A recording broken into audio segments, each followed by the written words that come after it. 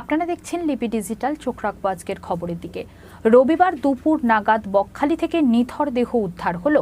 গোটা ঘটনায় তার সঙ্গে থাকা অন্যান্য তৃণমূল কর্মীদের প্রতি অভিযোগের আঙুল তুলেছেন প্রিয়জনেরা। যেই দুজনের সাথে রুমমেট ছিল ওদেরকে ফোন করেছে। আজকে আমরা তিনজন ঘুরতে গেলে তো অবশ্যই আমরা তিনজন মিলেই যাবো, একা একা তো সমুদ্রে কেউ ঘুরতে যায় না। এটা আবার জায়গাটা ওরা গিয়েছে।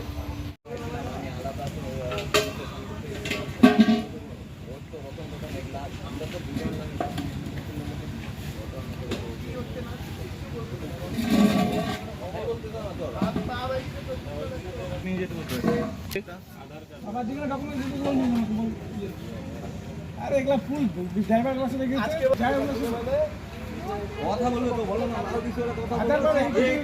আমি যখন বলছি কথা ঠিক করে বল না, তুমি কি চিনিস না আমাদের আইসি তো আমরা যাই না, তুমি পাড়া নেই না মেট্রো আমরা দাঁড়াও করে থাকে বলতে কিছু ঢুকে কিন্তু মুশকিল আছে।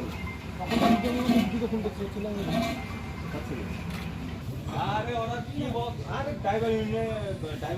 ড্রাইভারটা মোটা সব ফিট বাজাচ্ছে, ওরা নিজেরা কাটিং করে যাচ্ছে ওখানে।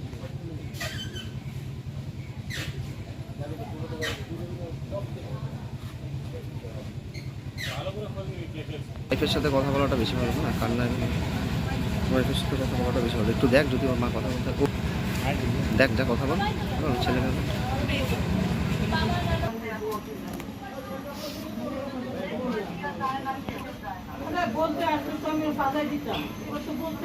কোথায় যায় কিছুই তো বলে যায় না।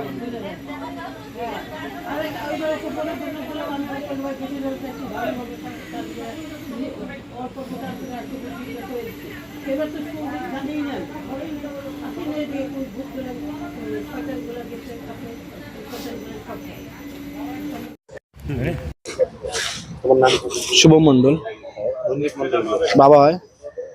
উনি তো কলকাতায় গিয়েছে কেন? এই 21শে জুলাই পার্টির মিটিং, ওখানে গেছে। 19 তারিখে রাতে ট্রেনে তো বেরোচ্ছিল, 19 তারিখে গেল। আর আমাদের সাথে কালকে লাস্ট কথা হয়েছিল, ঠিক আছে। এবার হচ্ছে আজকে নাকি শুনি পাশের বাড়ির দাদা হট করে এসে বলছে যে তোর বাবার নাকি অ্যাক্সিডেন্ট হয়েছে, উনি ওখান থেকে কে ফোন করছে। এবার খবর যখন নিতে যাচ্ছি, যাদের সাথে গেছে তাদের নাম্বার খুব কষ্ট করে সিন্ডিকেটকে খুঁজে বের করলাম। নাম্বারে যখন ফোন করে বাবার কি হয়েছে, বলে তোর বাবার তো এরকম জলে ডুবে গেছে। যে ডুবে গেছে মানে কি হয়েছে সঠিক খবরটা বলো। বলে আমরা দেখছি, তোমরা একসাথে ছিল তোমরা জানো না। বলে আমরা তো রুমে, বাবা কি একা একা তো সমুদ্রে স্নান করতে যাবে না, একা একা কেউ যায় না। এখন ওরা তো নিজেদের বের করতে যাচ্ছে। সে একটা মানুষের কিছু ক্ষতির হয়ে যাচ্ছে, ওইটা ভালো না, ওরা নিজেরা বের হয়ে যাবে। ওরা নিজেরা তার লাস্টে আমরা ধমক দিয়ে বলতেছি যে আপনারা বলুন কি হয়েছে আমাদেরকে। চিল্লাই বললাম, বলে তোর বাবা আর নাই। আর কি বলবো, এই কথাটা গেলে শুনলাম। কি মনে হচ্ছে, মানে এর কি মানে অস্বাভাবিক মৃত্যু মনে হচ্ছে? একদমই, কারণ ওই মানুষটা জলে সমুদ্রে তো হাজারো লোক স্নান করে, বাচ্চারা, কারণ সমুদ্রে রেস্কিউ করার লোক থাকে, একটা মানুষ সহজে ডুবে না। ওটা ম্যাটার না, ম্যাটার হচ্ছে তোমার ওদের সাথে যে ছিল না, ওরা ক্লিয়ার কিছু বলতেছে না এক। আর ওদের সাথে প্রচুর ঝামেলা, মানে বাবার আগত থেকে এই তোমার এসব নিয়ে প্রচুর ঝামেলা ছিল। এই পার্টিবাজি নিয়ে এইসব নিয়ে মানে কাজকর্ম নিয়ে প্রচুর আমার বাবা বাই প্রফেশন ফ্রিজের রিপেয়ারিং করে, ঠিক আছে। তার দলের সাথে যুক্ত ছিল মোটামুটি 5 বছর হলো, 5-7 বছর হলো দলের সাথে যুক্ত। বাবা আগে থেকে দল করতো না, খুব কম দিন হলো দল করে। তো হওয়ার পর বাবা তোমার আইসি গেটের যে ভিতরে যে তোমার কাজকর্ম হয়, তোমার ধরো লেবার ইউনিয়ন এইসব ব্যাপারে বাবা যুক্ত ছিল। তো এনারা খুব প্রবলেম করতো। এই যারা ছিল, যারা ওইসব লাইনে বাবার কেউ সেক্রেটারি ছিল, কেউ এরা বাবাকে খুব প্রবলেম করতো। আমরা সবসময় বলতাম বাবাকে তুমি এইসব লোকের থেকে অ্যাভয়েড করো, যতটা দূরে থাকবে তত দূরে থাকবে। আমরা ওখানে যাই না, আমরা ওইসব যেমন আইসিইউ এলাকাটাতে আমরা খুব কম যাই, ঠিক আছে। আমরা ওইখানে থাকি। ঝগড়াঝাটি হলো, এর আগে মাঝখানে একদিন শুনলাম মাথা বাটে পড়ে আছে। সেদিন আমি নিলাম, সেদিনও বাবা বলতে পারেন হট করে নাকি পড়ে গেছে।